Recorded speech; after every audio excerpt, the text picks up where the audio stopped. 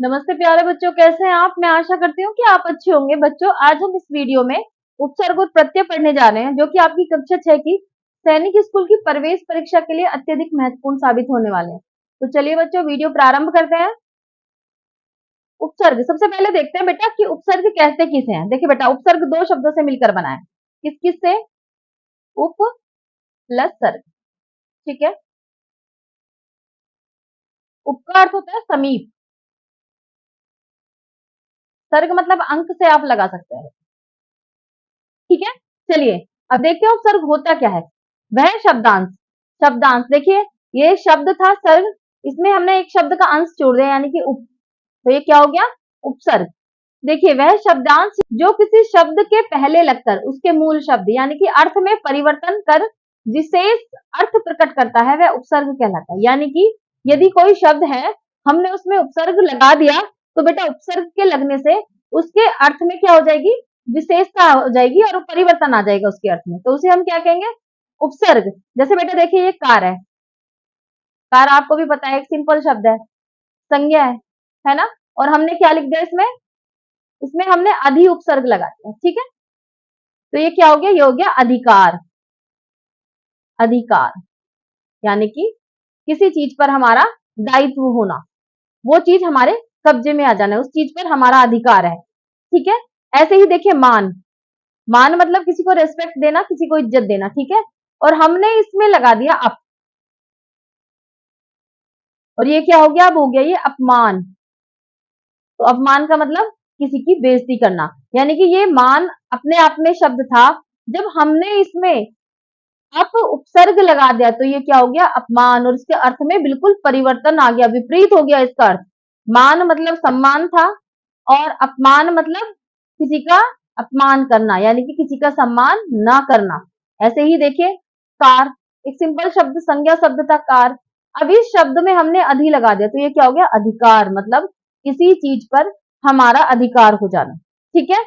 ऐसे ही यानी कि जब हम किन्हीं शब्दों में कुछ शब्दांश लगाकर लगा देते हैं, जब हम किन्हीं शब्दों में कुछ शब्दांश लगा देते हैं और उसके अर्थ में परिवर्तन हो जाता है बेटा, तो उसे हम क्या कहते हैं? उसे हम उपसर्ग कहते हैं। और बेटा, इन उपसर्ग का कभी भी अपना कोई निश्चित अस्तित्व नहीं होता है, मतलब इनका कोई अपना निश्चित अर्थ नहीं होता है। चलिए आगे देखते हैं। उपसर्ग के प्रयोग में तीन प्रकार के शब्द प्रकट होते हैं। जब भी हम उपसर्ग का प्रयोग करते हैं बेटा, तो उसमें तीन प्रकार के शब्द देखने को मिलते हैं। सबसे पहले मिलते हैं विलोम शब्द, दूसरे पर्यायवाची, पर्यायवाची, और तीसरे नई विशेषता वाले शब्द। अब देखते हैं विलोम शब्द कैसे होते हैं। उपसर्ग के प्रयोग से विलोम शब्द भी बनाए जाते हैं। जैसे देखिए बेटा, गमन, गमन माने जाना, हमने इसमें आ शब्द लगा दिया, तो ये क्या हो गया? आगमन। आगमन माने आना, तो विलोम हो गया। गमन माने जाना, आगमन माने आना।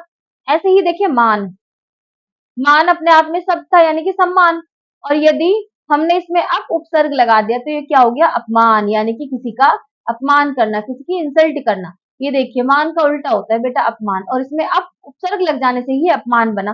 ऐसे ही गमन का उल्टा होता है आगमन, गमन माने जाना, कहीं जाना, और आगमन माने आना। ऐसे ही है। आगे देखते हैं बेटा, पर्यायवाची शब्द भी बनाए जाते हैं इससे।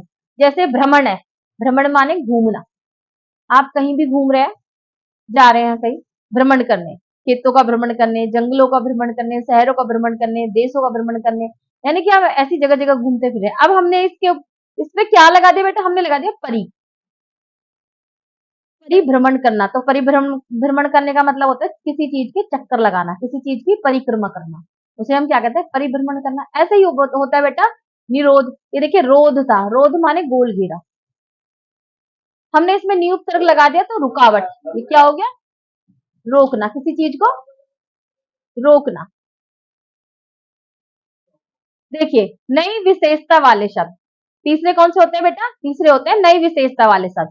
उपसर्ग से बनने वाले शब्द कभी भी नई विशेषता के लिए होते हैं, कभी कभी, सॉरी, उपसर्ग से बनने वाले शब्द कभी कभी क्या होते हैं? नई विशेषता लिए हुए होते हैं अपने आप में। जैसे शासन देखिए, किसी का किसी पे शासन, वैसे ही हमने इसमें क्या लगा दिया? अनु, तो अनु मतलब क्या हो गया? अनुशासन, मतलब डिसिप्लिन में रहना। ऐसे ही कार सिंपल शब्द था, हमने इसमें क्या कर दिया? अधि उपसर्ग लगा दिया, तो ये क्या हो गया? अधिकार। देखिए बेटा, उपसर्ग पहचानने की एक सीधी सी कला है कि यदि आप उपसर्ग पहचानेंगे, तो उपसर्ग कहाँ लगता है? शब्दांश के पहले उपसर्ग लगता है। जैसे देखिए उपसर्ग ही लिखा हुआ है, ये देखिए यहाँ लिखा हुआ है उप प्लस सर्ग। तो आप उसका विच्छेद कर लेंगे, उसे अलग अलग कर लेंगे। जब पीछे वाला शब्द है बेटा, बाद वाला जो पद है वो क्या हो जाएगा? जिसके बाद वाला पद है वो मूल शब्द होता है। बाद वाला पद क्या होता है बेटा? मूल शब्द। ठीक है। और और ये जो पहला पद होता है ये क्या होता है? ये होता है उपसर्ग। क्या होता है? उपसर्ग। ठीक है। तो इसके बाद में जो भी शब्द है उस शब्द को पूरा करिए आप। जैसे हमने सर्ग सर्ग पूरा करा, सर्ग का अर्थ होता है बेटा अंक। तो हमने ये पीछे सर्ग पूरा करा और इसके आगे हमें जो भी मिला क्या मिला? उप मिला। तो उप क्या था? ये इसमें उपसर्ग था। ऐसे आप यहाँ देख लीजिए बेटा, हम इसमें गमन पूरा करेंगे। एक शब्द पूरा हो गया गमन, और हम देखेंगे इसमें आ क्या लगा हुआ है? उपसर्ग। और हमने अभी भी बताया कि उपसर्ग का अपना कोई विशेष अर्थ नहीं होता है। ऐसे देखिए बेटा मान, हमने इसमें क्या लगा दिया? हमने इसमें अप लगा दिया उपसर्ग, तो ये क्या हो गया? अपमान। यानी कि उपसर्ग को पता लगाने के लिए हमें हमेशा बाद वाले पद को, बाद वाले शब्द को पूरा करना होता है। उसके आगे जो भी लगाया बेटा वो उपसर्ग होता है। मैं उम्मीद कर रही हूँ आपको समझ में आ रहा होगा बेटा। यदि आपको कुछ भी समझ में नहीं आ रहा तो आप हमारे कमेंट बॉक्स में हमसे अपने डाउट क्लियर करा सकते हैं। हम आपके सवालों का जवाब जरूर देंगे बेटा। उपसर्ग के बाद आते हैं बेटा प्रत्यय। देखिए प्रत्यय का एक अर्थ होता है साथ में पर बाद में। मतलब प्रत्यय साथ में तो होता है, उपसर्ग का होता है पहले होता है, प्रत्यय का होता है बाद में होता है। अब देखिए वह शब्दांश जो किसी शब्द या धातु के अंत में जुड़कर उसके अर्थ या लिंग या वचन में परिवर्तन कर दे, ठीक है, वह प्रत्यय कहलाते हैं। यानी कि वे शब्दांश, अभी तक उपसर्ग में शब्दांश कहाँ जुड़ रहे थे? शब्द के पहले। अब प्रत्यय में कहाँ जुड़ रहे हैं? शब्द के बाद में। यानी कि वे शब्दांश जो किसी शब्द या धातु के अंत में जुड़कर उसके अर्थ, लिंग या वचन में परिवर्तन कर दे, वह प्रत्यय कहलाते हैं। अब देखिए प्रत्यय, प्रत्यय दो शब्दों से मिलकर बना है बेटा, प्रति प्लस अय। प्रति का मतलब साथ में पीछे, मैंने लिखा ना साथ में पर बाद में, और अय मतलब चलने वाला, यानी कि किसी के साथ पीछे पीछे चलने वाले को हम क्या कहते हैं? शब्दांश को प्रत्यय कहते हैं। चलिए अब प्रत्यय से संबंधित कुछ महत्वपूर्ण बातें पढ़ते हैं बेटा। पहली है, उपसर्गों की तरह प्रत्यय भी स्वतंत्र रूप से प्रयोग नहीं किए जाते हैं और ना ही प्रत्यय का कोई अर्थ होता है। आपने पढ़ा था ना उपसर्ग का कोई विशेष अर्थ नहीं होता है, तो प्रत्ययों का भी कोई विशेष अर्थ होता नहीं है बेटा। ठीक है। प्रत्ययों से शब्दों का विस्तार होता है। कुछ प्रत्यय मूल शब्द में परिवर्तन कर देते हैं तथा कुछ प्रत्यय कोई परिवर्तन नहीं करते। कुछ प्रत्यय ऐसे होते हैं कि वो मूल शब्द में कोई परिवर्तन कर देते हैं। कुछ प्रत्यय ऐसे होते हैं जो मूल शब्द में विशेष परिवर्तन नहीं करते हैं लेकिन उसके अर्थ में परिवर्तन ला देते हैं। अब देखिए तीसरा है, किसी मूल शब्द, धातु, संज्ञा, सर्वनाम अथवा विशेषण में प्रत्यय जोड़कर नया शब्द बनाया जा सकता है। जैसे आप देखिए ये बेटा क्या है? यह है पढ़ाकू। यदि हमने इसका विच्छेद करा तो क्या निकला? पढ़।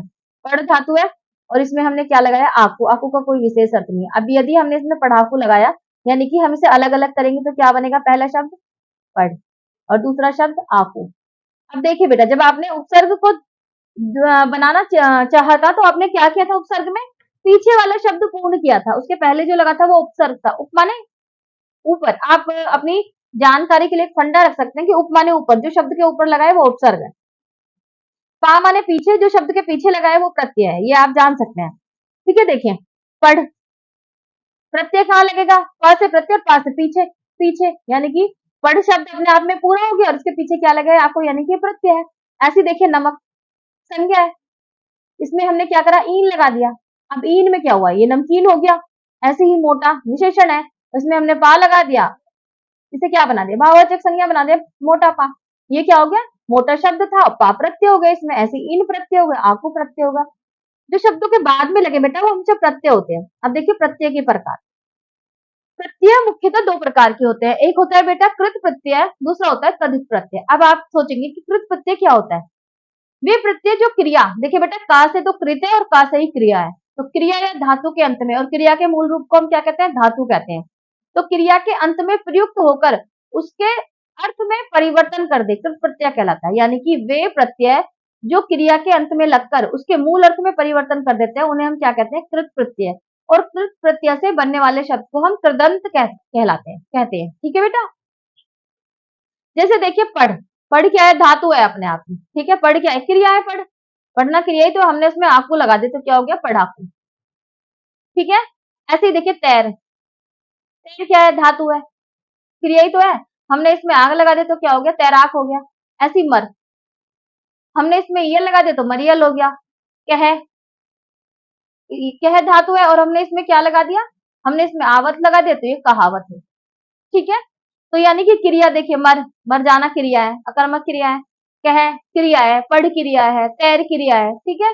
इन सब में जब हमने प्रत्यय लगाया तो इनका क्या हो गया, ये, हाँ, इनका प्रत्यय लगाने पर इनके अर्थ में विशेषता आ गई। देखिए पढ़ में हमने आकू लगाया तो पढ़ाकू, पढ़ क्रिया थी।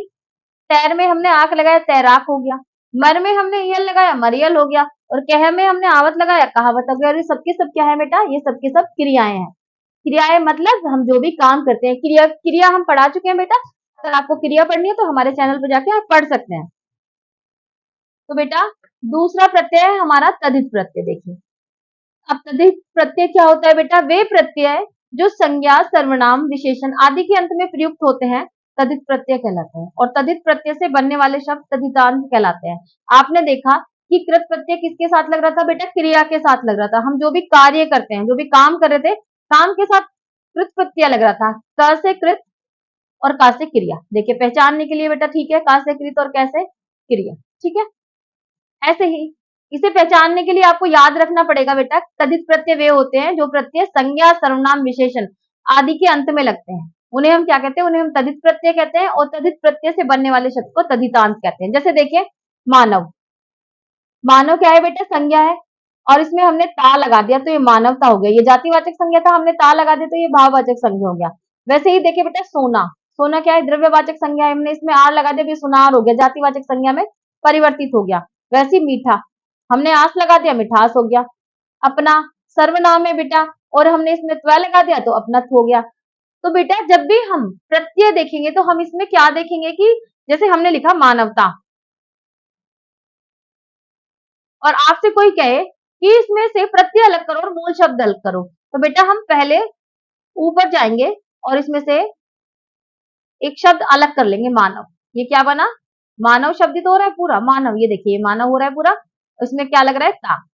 तो मानव क्या हो गया, ये हो गया मूल शब्द और ता क्या हो गया, ये हो गया प्रत्यय। ठीक है, याद रहेगा बेटा ये आपको। वैसे ही हमने उपसर्ग में क्या देखा था बेटा, हमने उपसर्ग में देखा था कि जो उपसर्ग होता है, उपसर्ग में पहले जो लगा होता है वो उपसर्ग होता है और बाद वाला मूल शब्द होता है। ठीक है बेटा, ये आपको याद रहेगा। ऐसे ही देखिए आप अपना, तुम्हें अपना पहले मूल शब्द है, बाद में इसमें प्रत्यय लगाया। मीठा मूल शब्द है, बाद में आस प्रत्यय लगाए। सोना मूल शब्द है, बाद में आर प्रत्यय लगाए। मानव मूल शब्द है, बाद में ता प्रत्यय लगाए। तो बेटा जब भी आपको हमेशा एक बात याद रखनी है, जब भी आपको उपसर्ग पहचानने के लिए बोला जाए तो आपको उपसर्ग में उप मतलब ऊपर, आप याद करने के लिए कर सकते हैं उप, उपसर्ग, तो उप से आप ऊपर ले लेंगे। ठीक है। और प्रत्यय से, प्रत्यय से आप पीछे ले लेंगे, पा से पीछे, ऊ से ऊपर, यानी कि जो शब्द के ऊपर, जो शब्द के पहले लगे वो उपसर्ग है, जो शब्द के बाद में लगे। उपसर्ग क्या है, जो जो शब्दांश शब्द के पहले मतलब ऊपर लगे वो क्या हो जाएंगे, वो हो जाएंगे उपसर्ग। और जो शब्दांश